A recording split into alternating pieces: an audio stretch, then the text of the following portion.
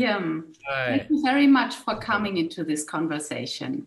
It Pleasure. is so sad that with COVID-19, your exhibition cannot be open to the public. The former market hall in iron construction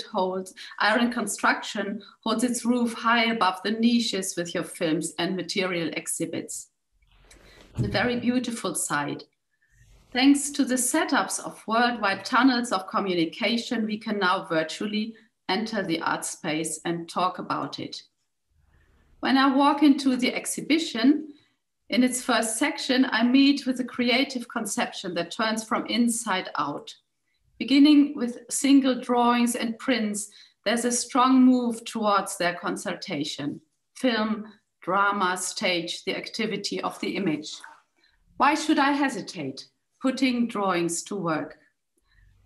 A small 1-minute soundless film at the entrance, which you made at the age of 20, is titled Discourse on a Chair. A figure talks and talks a visible flood of unreadable words onto a poor chair until the stool uses its 2 front legs to hit back at the orator. We see that learned discourse is no useful instrument. Why drawings? Why is the image so much more pleasure, can be put to work more effectively than the spoken word? Discourse on a Chair was when I was a student, and during one summer holiday, I took a roll of clear 35mm film and some fine pens and decided to do a film drawing each frame on the actual piece of film. So they're not drawings done on paper and then filmed. The films are actually drawings. Each drawing is only the size of the frame of a film. So they were drawn very fine, even though they look very crude when you project them. And it was one of the very first animations that I did.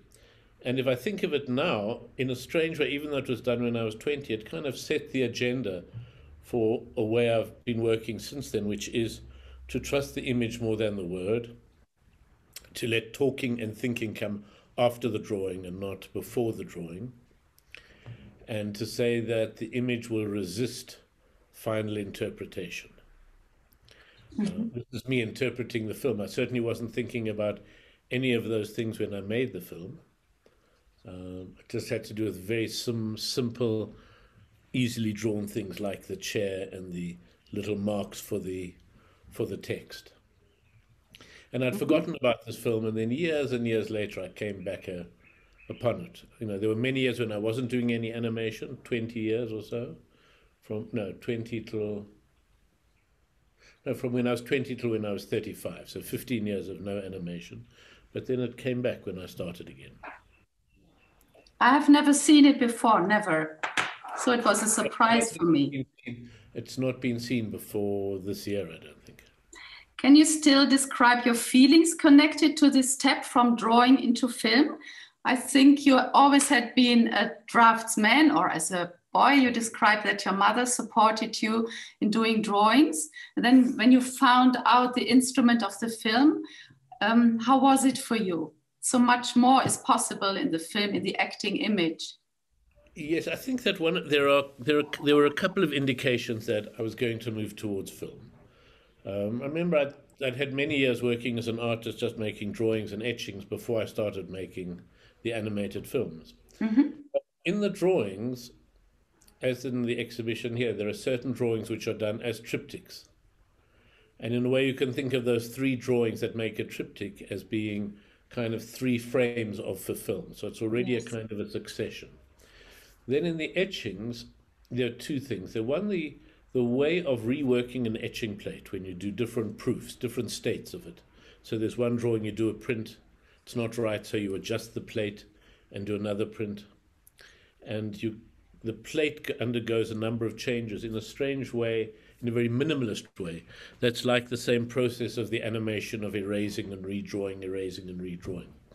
So even though those didn't end up as films, there was something of the process of animation happening in early etchings. So between the sense of narrative that you get from different drawings in a triptych and the reworking of etchings, film was kind of waiting to come out. And it's true, when I started filming, I thought that was a separate activity from art making. I made drawings as an artist, and I made films as a hobby. And when somebody said, oh, I should actually show the films as part of my artwork, my first impulse was to be insulted. I said, you can't show a film in an exhibition. You show drawings in an exhibition, and you show films in a film festival. They're not artworks. Art is either painting or drawings. I see. And it took other people to say to me, don't be an idiot. In fact, I'm interested to actually see the films in the exhibition. And I said, well, you're welcome to, but you're the idiot. Everyone's going to just laugh at you for showing these films in a gallery. So that was in the mid-1980s. When it was still relatively, I mean, there was Nam June Paik, there were video artists certainly working before. But the idea of animated films was not as common as it is now. I see. I see. In Ubu Tells the Truth, we see this conflict of the artist standing in front of the easel and in front of a camera and punishing himself, maybe to not know where his position is between drawing and film and theater. When we walk further into this exhibition, we come into an area of the exhibition called the studio. There are screens with footage material on stage situations, more from rehearsals than from performances. Passing your form of playing on to the next generation, you founded this platform with a fantastic name, the Center for the Less Good Idea, an interdisciplinary incubator space for the art. The work in your Johannesburg studio doesn't flow into your own oeuvre, as I understand it, but supports young artists, groups, and their own works, their ideas, their activities. Can you tell us about this work? The Center for the Less Good Ideas is a small art center in downtown Johannesburg that I co-founded 6 years ago. And it does. Over the last 6 years, we've had between 400 and 500 different artists, musicians, choreographers, dancers, writers involved with projects at the center. We have 2 seasons a year where we show the work that's been done over the last 6 months. So the season, which was supposed to have been last year, which was cancelled through COVID, which we hope will be this year, but it's already delayed through COVID. There'd be about 40 different performances that are shown, some with 12 people, some with solo performances.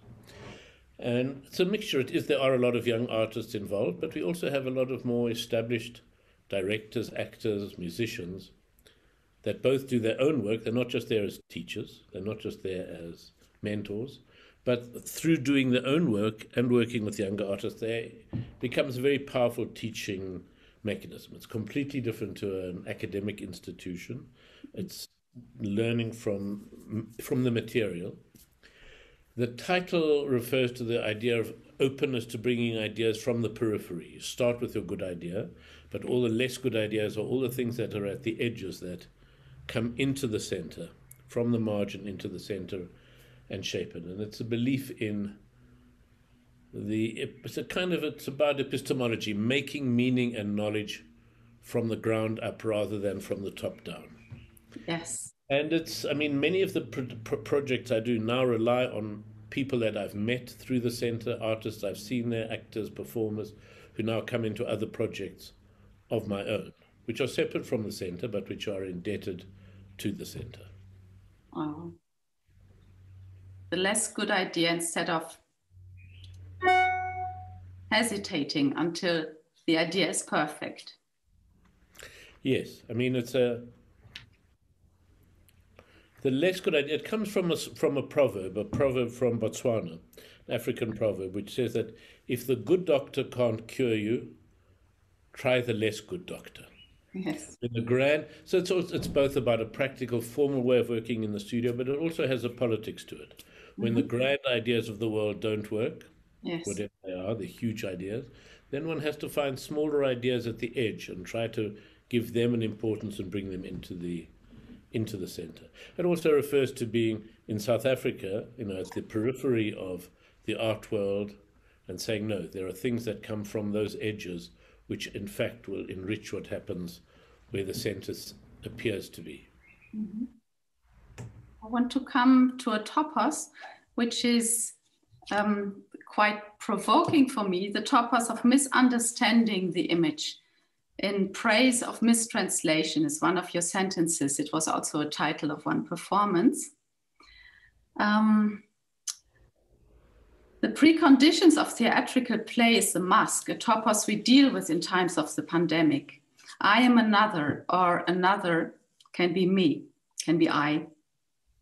You apply this mode of estrangement, for example, to the sculptures of the three sisters. They are trompe-l'oeils, bronze sculptures wearing paper masks, or masked as paper sculptures. One phrase of you that became a title of a performance is in praise of mistranslation. What is your interest in a misunderstanding between the image and its representation? If someone is talking and you understand everything that is being said, there's a way in which you simply receive it. You're simply a passive receptor of it. Mm-hmm. When you're in a situation either where you can't hear, for example, when there's a bad internet connection and you're missing some words on the phone, or when someone's speaking a language that you're familiar with but not completely at ease with, and there are different phrases which are unfamiliar, you change gear. Deep inside you, you have to change and become much more active. You're not simply receiving it, you're constructing it as you're hearing it. So you hear a word that you don't know before. Torschlusspanik. What could that be? What could that be? Okay, so what is that? Is that it's some kind? We know there's a panic. We don't know what it is. A tortoise panic. The panic of a tortoise that can't run fast enough to escape. That could be the Torschlusspanik, like the tortoise panic. In fact, I know that's a mistranslation, but what it does is that it provokes a whole series of possible interpretations of imagination, and you become active in making sense of the world.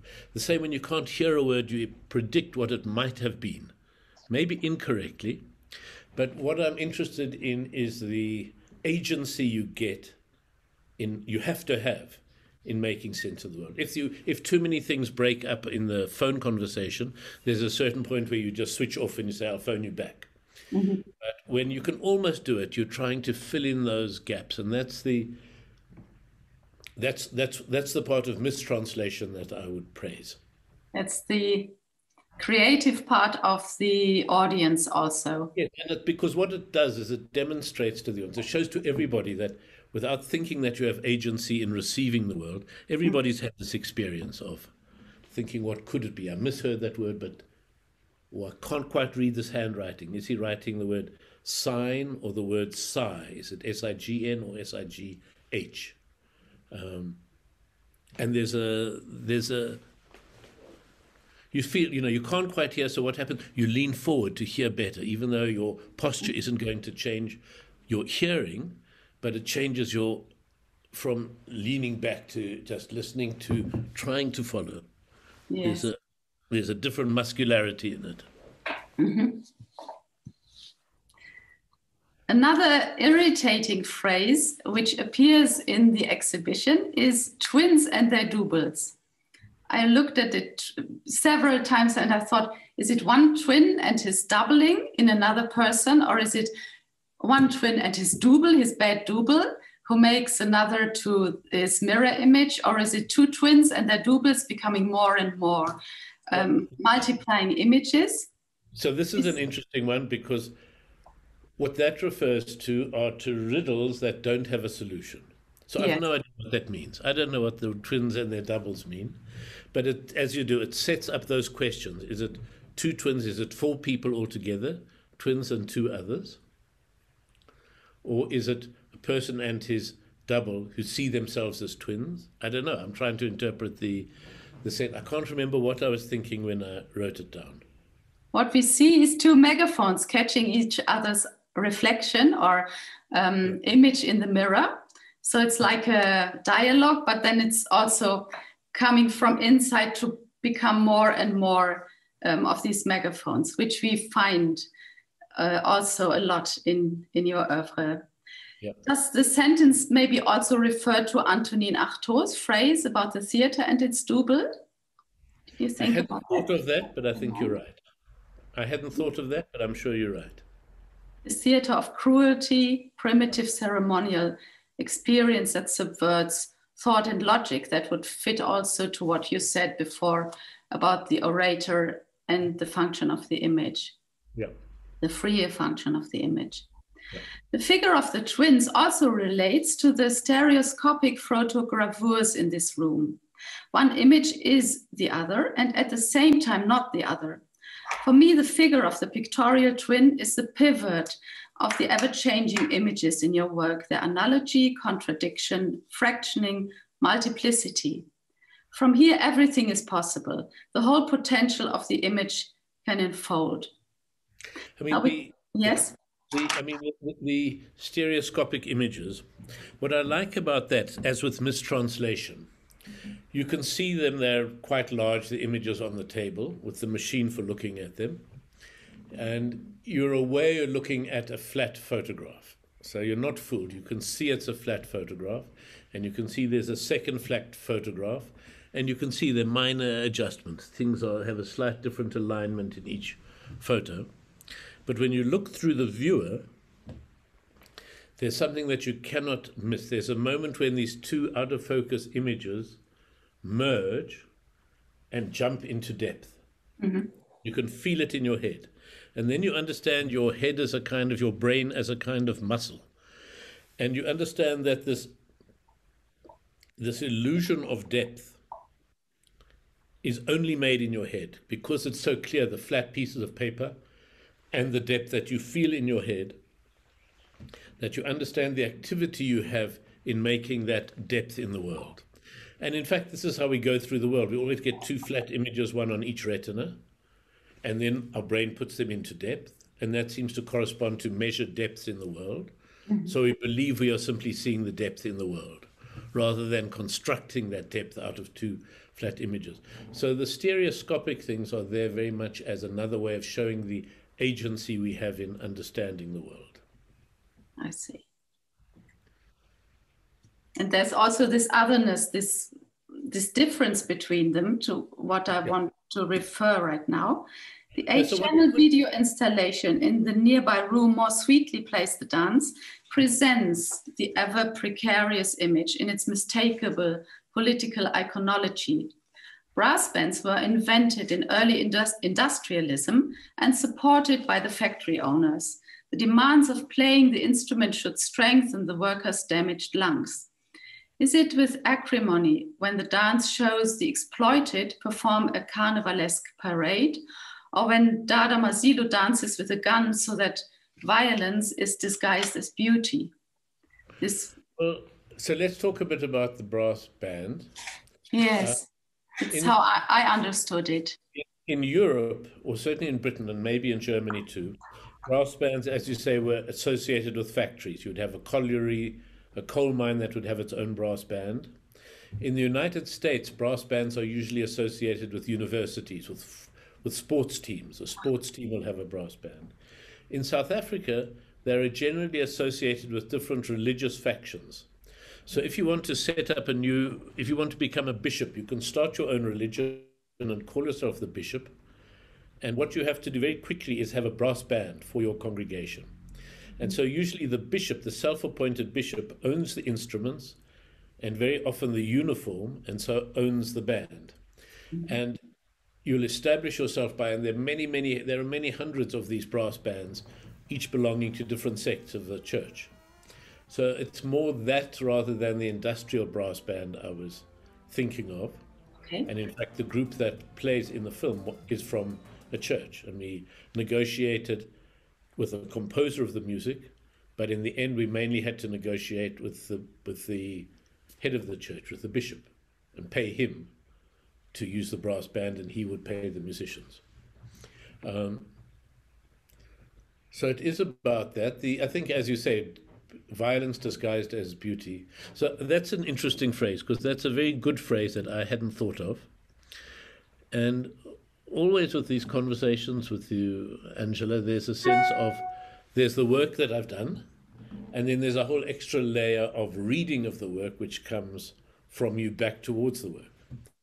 And there are two things. One, it's very different to what I'm thinking of always when making the work, but it's also a very interesting way of seeing the work. So it's I not. mean, one thing is evident in this procession, William.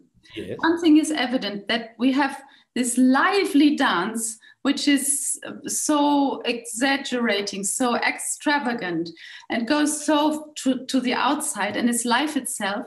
But on the other hand, you choose a title which refers to death, to the Todesfuge of Paul Celan. So there must be this contradictory iconology. I show one thing, but I mean its reverse side.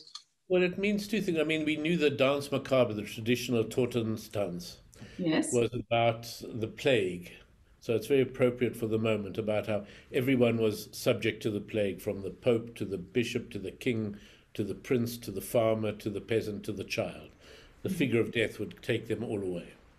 And so that sense of the dance of death, of the skeleton figure taking people off, has its history.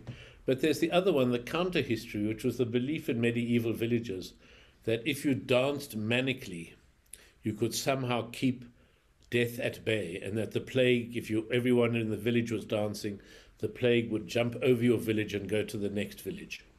So there was a kind of a refusal of death in that, in the energy of the dance. And I think that wanting to capture both of those elements. So when we first recorded, we had a very slow death march, which we thought we would use for the film. But it became clear that it was much more interesting with a very up-tempo, different kind of... Because you'll see, you say it, I mean, there are moments in it where people are spinning quite joyously, but there's a lot of the film where the music is joyous, but people are walking very slowly, more like a death fugue. Yes, they carry their things and luggage and material on their backs and draw them to the refugee. Yeah. Mm-hmm. For me, this procession is the peak in the exhibition, the peak of exaggeration or of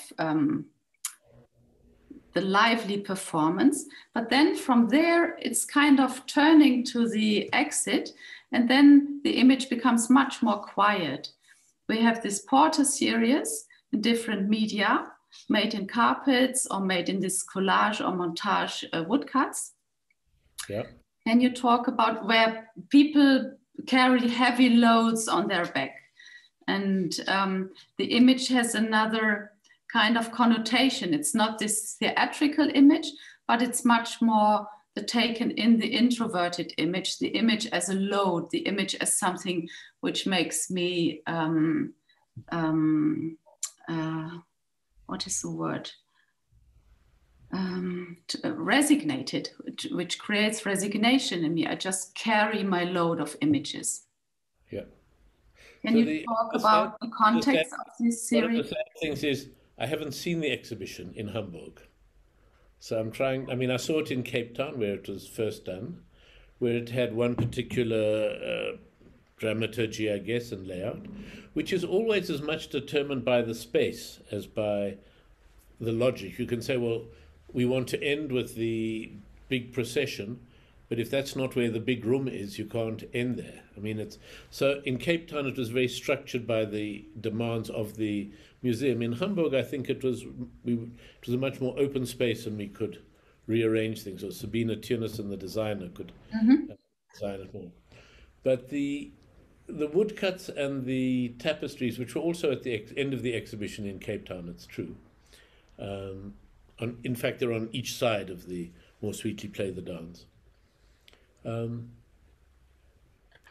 they're not quite footnotes to More Sweetly Play the Dance.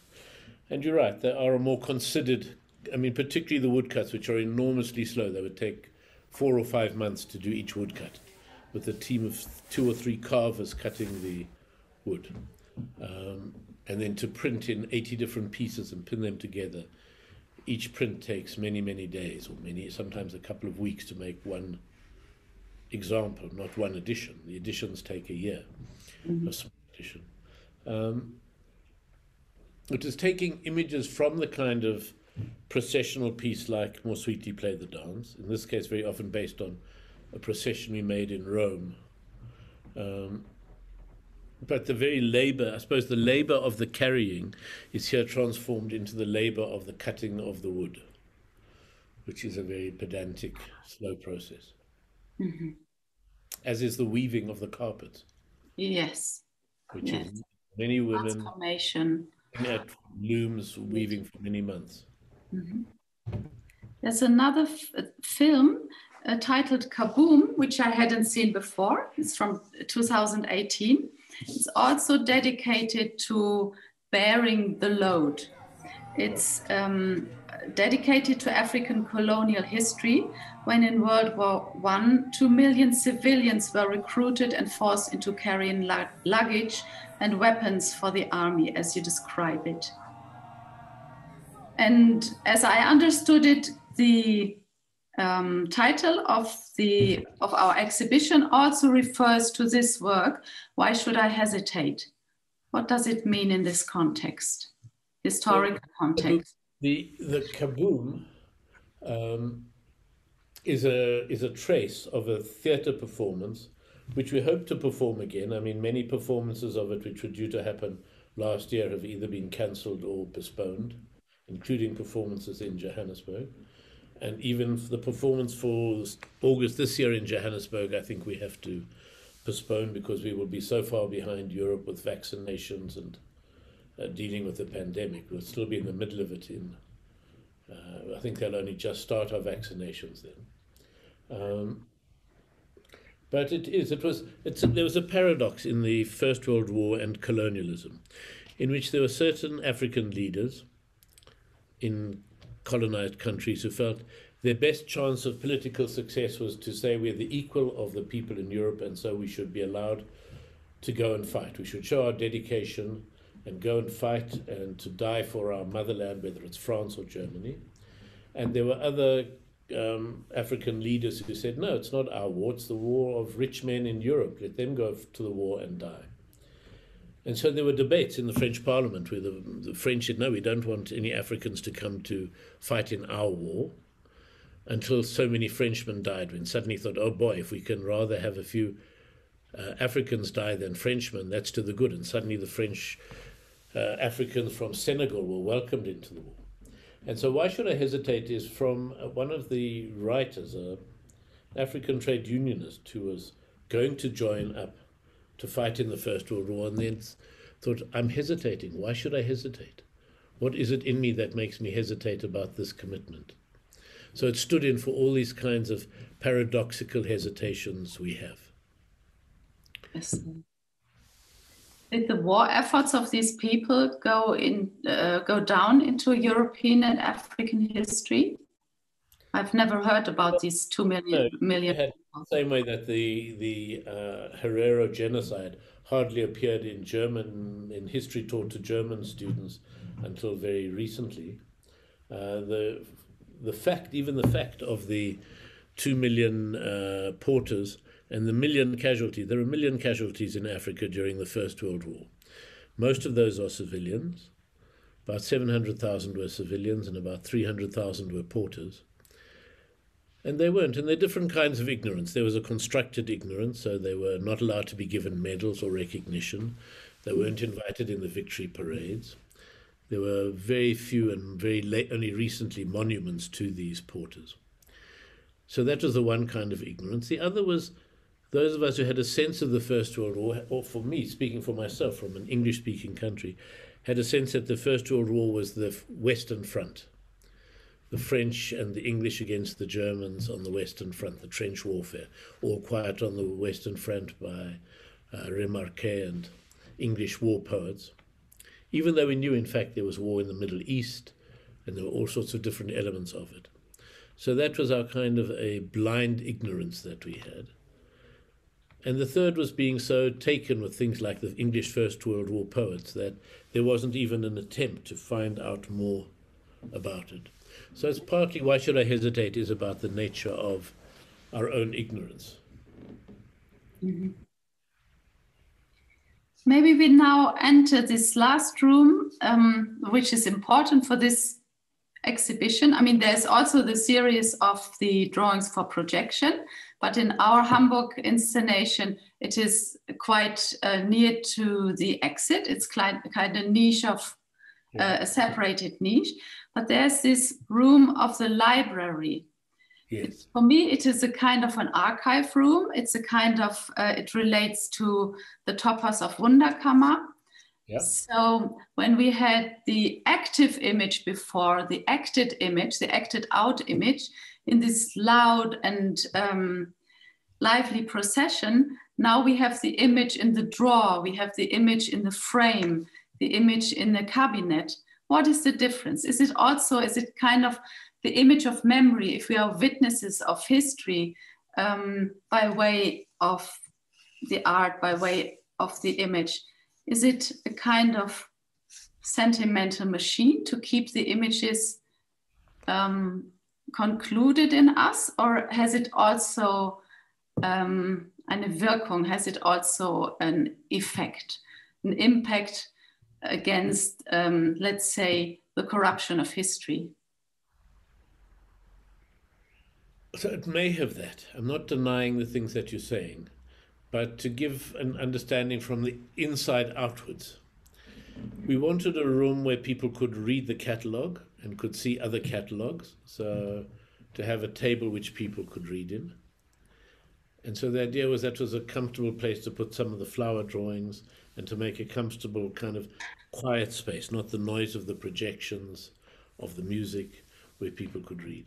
And we had the shelves that were made, which we thought would be filled with books, but in fact it would have been thousands of books that we didn't have. But then we discovered when we did the exhibition that there were about 20 or 30 images which we had planned to put on the walls, but we didn't have space for. So we simply put them in the drawers and on top of the drawers and in the shelves to fill them up. So it became a kind of Wunderkammer without really expecting it to at the beginning. It was just going to be a library. Mm-hmm. So that in the end, when you see it, you do have a sense of a summary of the exhibition in the one room. There are lots of images from the different rooms that are there, but that came afterwards. So that was kind of a less good idea coming into the room and filling it and changing its meaning to the meaning that you have described.